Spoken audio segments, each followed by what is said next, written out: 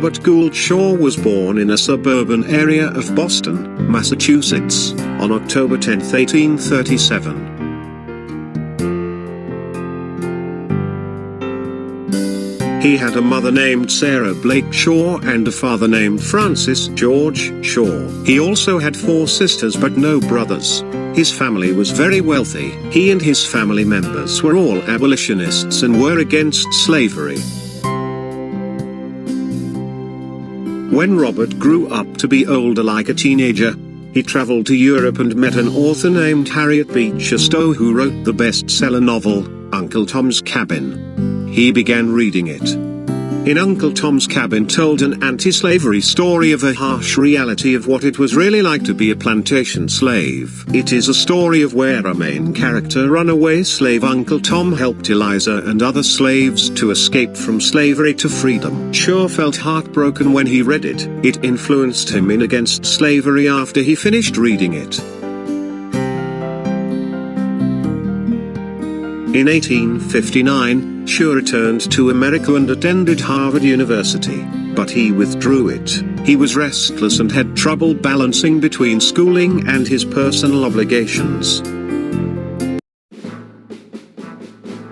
When the Civil War broke out in 1861, Shaw enlisted as a private. During that time of the war, Shaw felt black men should be enlisted as soldiers just like white men did, because he believed that blacks were just as equally humans as whites. In 1863, when President Lincoln delivered a speech called the Emancipation Proclamation, Colonel Shaw and the governor of Massachusetts made a plan to set an opportunity to black men to serve as Union soldiers. It was called the 54th Massachusetts Infantry. Over 1,100 black men were enlisted as soldiers in the 54th Massachusetts Regiment. As the black soldiers were enlisted, they were trained on many tasks, such as loading muskets, cannons and other weapons. They were also trained to do bugling and drumming. On May 2, 1863, Shaw met Annie Nealand and married her. He was 25 years old. She was around 28 years old. Their marriage didn't last very long and they had no children. On a tragic day of July 18, 1863, Colonel Robert Gould Shaw was tragically shot and killed by multiple gunshot wounds by the Confederate assault, while he was leading his army of black soldiers at Fort Wagner of Charleston, South Carolina. He was buried with sand over there at the beach after the Confederates' victory.